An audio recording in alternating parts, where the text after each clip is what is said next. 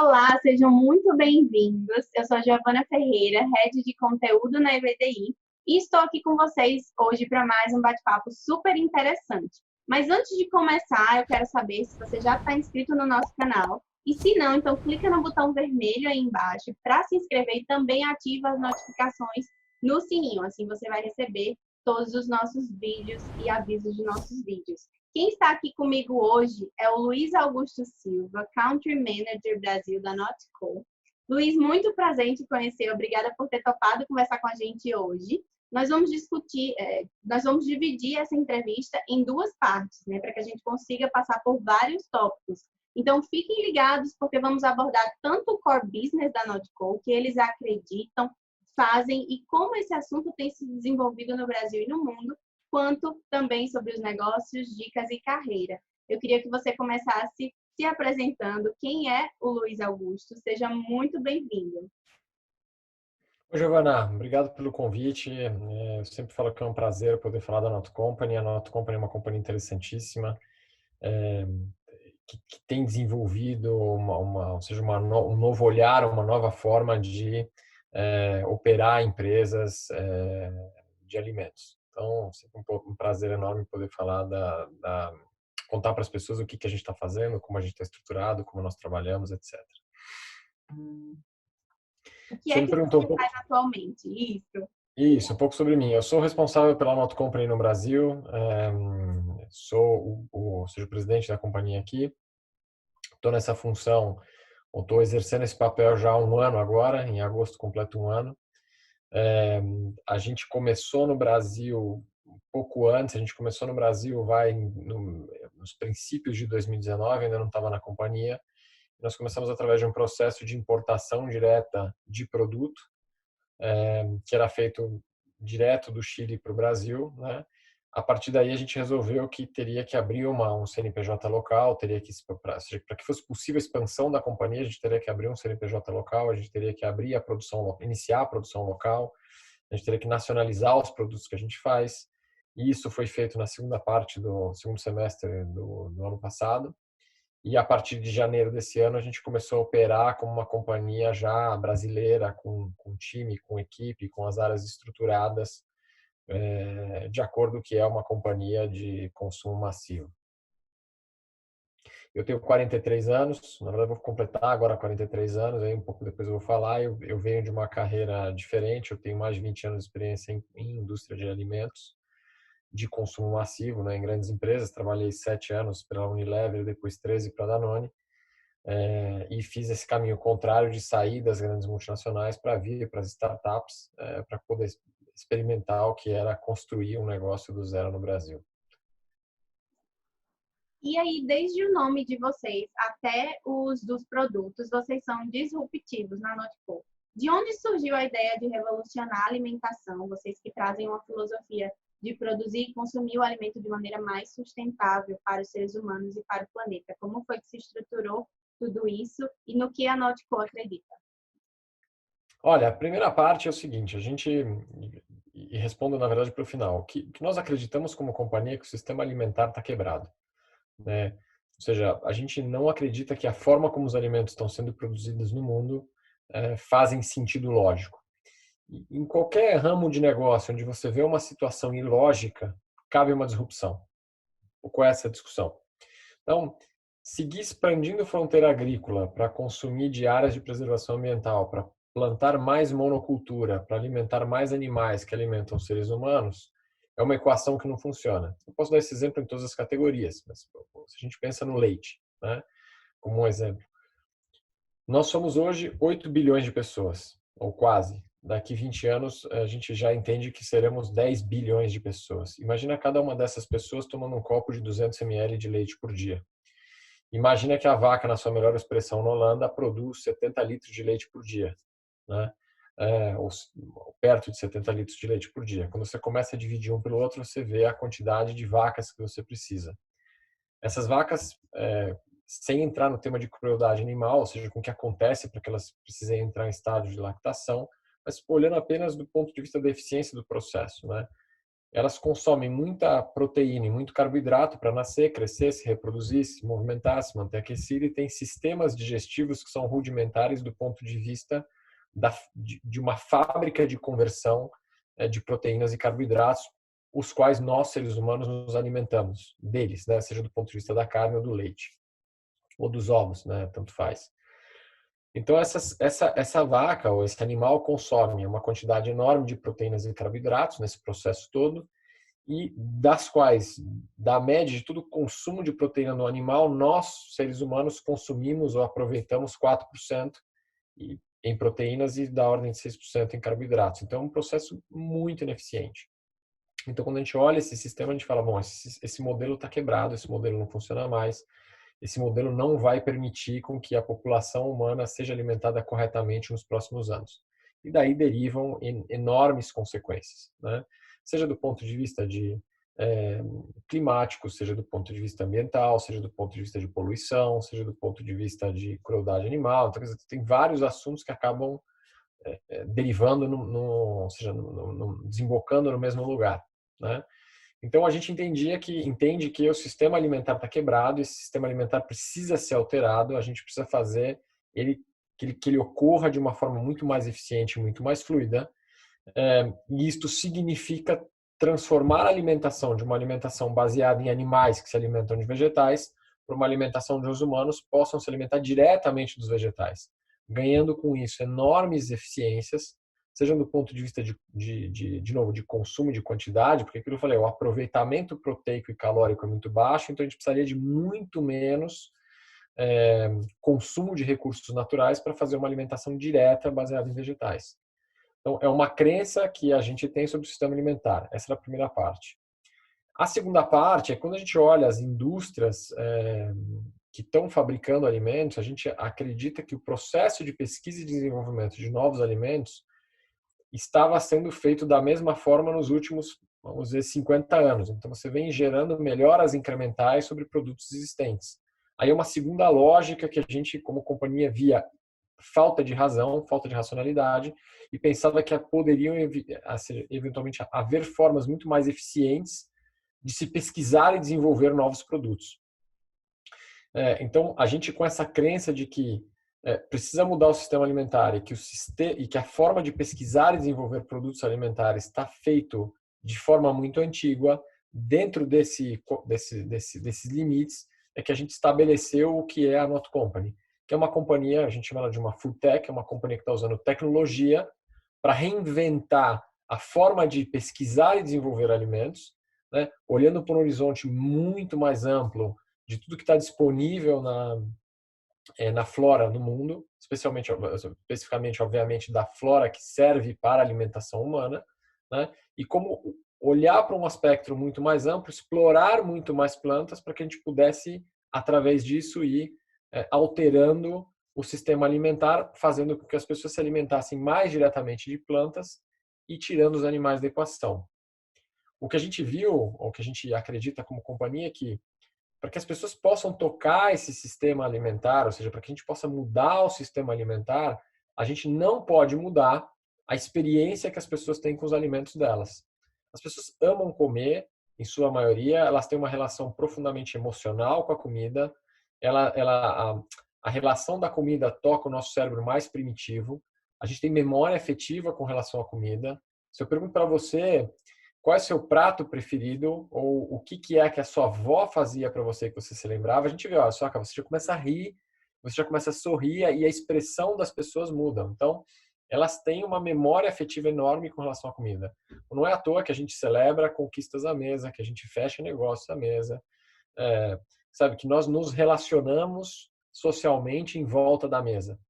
Então, a companhia nasce desse dilema de dizer o seguinte, como é que eu, sem mudar a experiência que as pessoas têm com o alimento que elas adoram, com a comida que elas adoram, eu mudo o sistema alimentar que está por trás porque ele está equivocado. E para fazer isso, a gente precisa tocar a forma como a pesquisa e desenvolvimento é feito nas grandes indústrias para poder gerar novas formas de fazer produtos, gerar novas experiências no consumo desses produtos de base vegetal que fizessem com que essa experiência de consumo tivesse muito mais próxima e que tocasse a memória afetiva das pessoas e que satisfizesse a memória afetiva dessas pessoas para que elas pudessem se sentir completas com relação aos alimentos que elas comem, sem ter os animais na equação. E a gente entendeu que essa era o perímetro de disrupção que precisava acontecer e que, nesse sentido, tinha muita coisa errada. Ou seja, muita coisa no sistema alimentar, muita coisa na forma como a pesquisa e desenvolvimento era feita, e a gente resolveu, então, criar uma marca negativa. A gente falou, tá tudo errado, então isso aqui é uma não companhia, isso é um não alimento, é uma não maionese, um não leite. E, a partir daí, a gente foi criando a companhia. Então, o que a gente fala é o que ela quer, ou seja, nosso propósito é mudar o sistema alimentar sem mudar a experiência que as pessoas têm com o que elas amam comer. Mudar sem mudar. É isso que a gente quer fazer. Depois a gente, como é que foi armando no entorno disso tecnologia e formas diferentes de conseguir alcançar esse propósito. Então, justamente, Luiz, entrando aí nos produtos de vocês, né? Eles são todos veganos, plant-based, e produzidos a partir de um estudo aprofundado de sabores, texturas, com atenção aos aspectos nutricionais. Vocês utilizam muita tecnologia, dados e inteligência artificial. Como que acontece esse processo de pesquisa dos elementos plant-based que entram no radar de vocês até o pensar um novo produto, até o lançamento para o mercado? Existe um algoritmo que tem até um nome, não é verdade? O Giuseppe, é o gênio Giuseppe. Na verdade, assim, quando a gente imaginou a companhia, se você pensa o mundo, a gente estava falando um pouco da flora do mundo. São mais de 400 mil famílias de plantas, das quais, pelo menos, acho que da ordem de 35 mil famílias são comestíveis aos seres humanos. E, na verdade, 85% do que é plantado no mundo é plantado através de 11 famílias. O mundo se tornou uma grande monocultura, e esse é um dos outros problemas que a gente quer tocar. A gente falou, bom, temos que olhar um universo muito mais amplo de plantas. A partir daí, a gente desenvolveu softwares de predição de como essas plantas, quando combinadas em determinadas situações de pressão, temperatura e proporções, geraria experiências para o ser humano do ponto de vista de como você percebe um alimento, ou seja, do ponto de vista de sabor, de cor, de textura, de aroma, e a gente foi incluindo uma parte aí de tabela nutricional, porque a gente entendeu que precisava entregar densidade nutricional também nesses produtos, o que quer dizer, ou seja, entregar de volta na alimentação a existência da proteína, do carboidrato, dos sais, dos minerais, das vitaminas, etc. Né? Então a gente olhou e falou assim, olha, tem um universo enorme de coisas a explorar e o nosso raciocínio foi muito, um engenheiro de alimentos poderia pensar essas formas? Claro que poderia. Né? O problema é que hoje a gente está, porque todos vindo ou seja, já formados nesse sentido em grandes indústrias, sempre procurando o que a gente fala de melhorias incrementais sobre as mesmas coisas. Né? Então, como abrir o paradigma e como fazer com que a gente explorasse um universo muito mais amplo, existente na natureza e não explorado pelos seres humanos. Então, aí que veio a tecnologia. A tecnologia permite esse olhar sem paradigma, sem preconceitos, e que a gente pudesse começar a pesquisar como misturar diferentes ingredientes, né, para encontrar o que eu chamo de misturas improváveis. Então, a gente carregou o computador, ou seja, os nossos bancos de dados são todos proprietários, a gente foi decompondo molecularmente as plantas, a gente tem hoje, dessas 35 mil famílias comestíveis, a gente não tem tudo, a gente tem da ordem de 10 mil ainda, ou seja, tem um universo ainda enorme que nem a gente explora, né, que a gente ainda, que é desconhecido, portanto, né, do ponto de vista de possibilidades que eles podem gerar. E dentro desse universo de 10 mil plantas, a gente começa a fazer, como é que eu posso criar misturas em proporções e condições de pressão e temperatura que vão gerar experiências.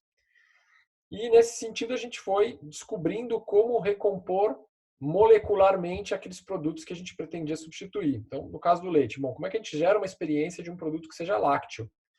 E, através do computador, a gente percebeu que uma mistura de abacaxi, repolho e chicória em determinadas condições de pressão e temperatura gera para o ser humano a sensação de que ele está tomando leite. E a gente, a partir daí, criou um produto que a gente chama de Not Milk. Depois, óbvio, a gente tem que, com o computador, rearmar toda a estrutura do leite, porque eu tenho que falar, eu tenho que ter uma fonte proteica, eu tenho que ter uma fonte de gordura, eu tenho que ter cálcio, eu tenho que ter algumas vitaminas específicas que são específicas do leite. Como é que a gente recria tudo isso, mantendo a experiência do que é tomar um copo puro de leite, E a gente foi rearmando esse produto molecularmente até chegar num ponto que a gente falava, puxa, aqui está muito perto de leite. A gente faz esse desenvolvimento que eu chamo de nível cozinha, então a gente tem o Giuseppe, que é nossa ferramenta de inteligência artificial, a gente nomeou ela para poder até ajudar a personificar um pouco e humanizar esse processo, até para ajudar as pessoas a entenderem. É, esse Giuseppe, ou seja, o computador, o software, gera receitas que são executadas por chefes de cozinha todos os dias. A gente todos os dias está executando 10 receitas. E tem um processo de feedback entre máquina e chefes, e a gente vai fazendo fine tuning dos parâmetros, ajustando os parâmetros, até que a gente chega a um produto que a gente olha e fala, meu, tá muito parecido com, ou é um substituto perfeito daquilo que a gente pretende substituir. Aí começa uma segunda fase na companhia, que é como fazer o escalamento industrial dessa solução. Porque muitas misturas que a gente encontra, a gente ainda não tem fornecedores que estão disponíveis para entregar essas misturas nas proporções que a gente precisa e como é que a gente desenvolve esses produtos industrialmente e garantindo qualidade, garantindo que eles sejam seguros do ponto de vista alimentar e tudo mais. Então a gente passa por um processo segundo que é de escalamento industrial, onde a gente define quais são as linhas de fabricação que a gente vai usar, os processos de fabricação que a gente vai usar, e a partir daí a gente começa a executar os testes industriais e chega num produto final que vai estar, ou seja, disponível para venda e para os consumidores finais. Joia, muito legal. Agora, desculpa, esqueci. Muitas vezes a gente fala muito da tecnologia, a gente já teve muitas perguntas interessantes. Por exemplo, as pessoas falam, pô, mas você tem um chip dentro do produto? Não, não tenho nada dentro do produto. A gente tem produtos que são exclusivamente feitos à base de plantas. Então, quando a gente pensa num leite, a gente fala, bom, como é que a gente substitui as proteínas por proteínas vegetais? Como é que a gente substitui as gorduras por gorduras vegetais? Sabe? Qual é o papel de cada proteína e de cada gordura dentro do leite? Molecularmente falando. Então, como é que a gente recria e recombina diferentes ingredientes vegetais para recriar e recombinar a experiência do que é tomar leite? Ou seja, qual o papel da proteína dentro da experiência? O que ela gera em termos de textura? O que ela gera em termos de sabor? E como é que a gente gera toda essa complexidade do que é um produto animal? Então, para a gente, no final do dia, não é um tema sobre o leite, assim, o leite não é um mau produto, não tenho nada contra o leite. O que a gente tem contra é que dizer, olha, dar leite para 10 bilhões de pessoas com o sistema produtivo tal qual ele é hoje, ele é inviável. Então, isso precisa ser repensado. E a partir daí, insisto, volto ao meu ponto original, cabe uma disrupção, cabe um novo olhar, cabe uma nova lógica de como fazer isso. O leite per si não tem problema nenhum. O que tem é o sistema produtivo para gerar o leite para tantos seres humanos que estão lá. Né? Idem a carne, idem os ovos, etc. Muito legal. Você foi muito didático, descreveu tudo no detalhe. Obrigada pela riqueza de conteúdo aí na resposta. Existe uma onda de mudanças no consumo das pessoas no mundo inteiro, ainda mais o alimentar, a preocupação com a saúde, o aumento de uma preocupação com o planeta. Qual a visão sobre esse movimento no mundo, mas principalmente no mercado em que vocês atuam, aqui no Brasil, na América Latina, com suas diferentes regiões e particularidades? Olha, eu acho que, de forma geral, tem para mim um movimento de grande conscientização dos seres humanos com relação à alimentação, né? Eu tenho falado isso bastante. Exceto que você seja um atleta de alta performance, que você passa 8 horas do seu dia treinando, é, a saudabilidade do seu corpo está muito mais diretamente conectada ao que você come, como você come, do que a meia hora de exercício que a maioria de nós, ou que alguns de nós, faz todo dia de manhã, né? A saudabilidade está muito relacionada com a alimentação. Ou seja, tem vários estudos que já começam a mostrar isso. Você tem várias doenças que são da era moderna relacionadas à forma como nós nos alimentamos, né?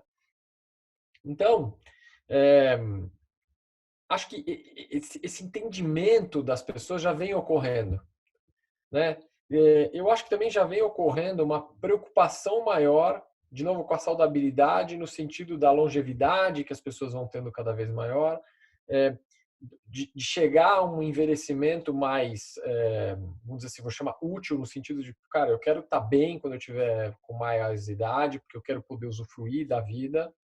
Então, acho que assim, tem uma série de questões que já vão levando conscientização das pessoas para lá.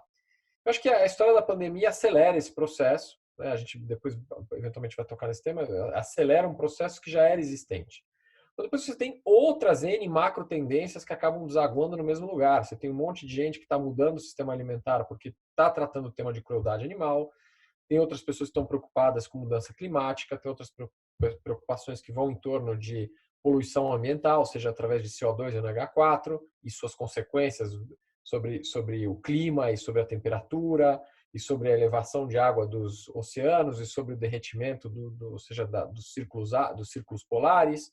Então, você tem consumo de água doce, ou seja, e falta de geração de água doce para que a humanidade vai precisar. Então, você tem várias macro tendências, para mim, diferentes, que diferentes grupos de pessoas adotam algumas delas. É difícil, acho que você vê uma pessoa adotando uma única. Também, da experiência que eu tenho, não tem ninguém adotando todas. As pessoas sempre priorizam uma ou outra dessas tendências, mas que, insisto, elas acabam todas desembocando ou derivando no mesmo lugar, né?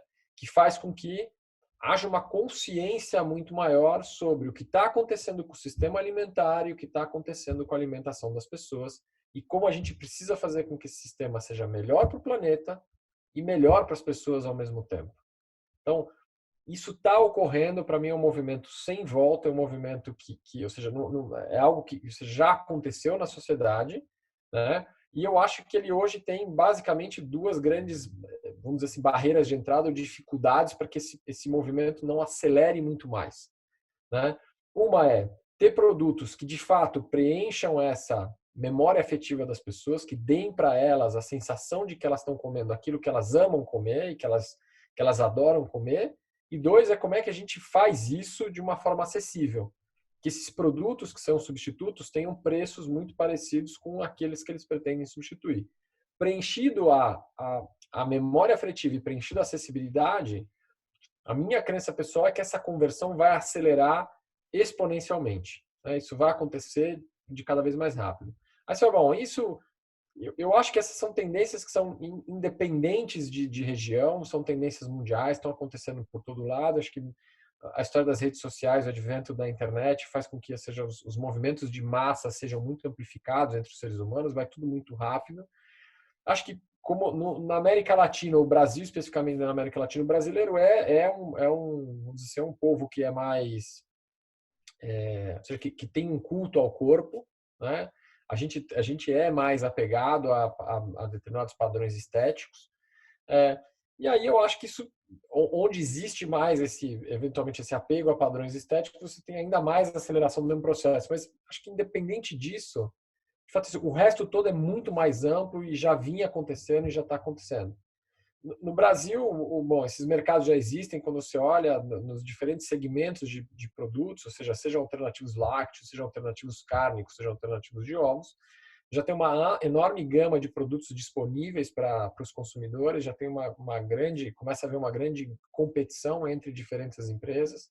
Já tem empresas de todos os tipos, tem desde grandes multinacionais até empresas como nós, startups, outras startups brasileiras, puras, locais, que começam a entrar nesse mercado e prover soluções para o interesse desses consumidores, que é verdadeiro, que está aí e que precisa ser atendido, né? E aí, insisto, acho que quanto mais a gente conseguir entregar uma experiência que seja muito próxima e quanto mais essa experiência tiver acessibilidade, mais rápido a gente vai ver o crescimento desses mercados. Muito obrigada, Luísa. Eu tenho certeza de que quem assistiu até aqui já entendeu o que vocês fazem no detalhe e como vocês fazem. Nós continuaremos a nossa conversa em um próximo vídeo. Vamos falar um pouco mais sobre carreira, decisões de negócio e o mundo do business. Então, se inscrevam no canal e até a próxima.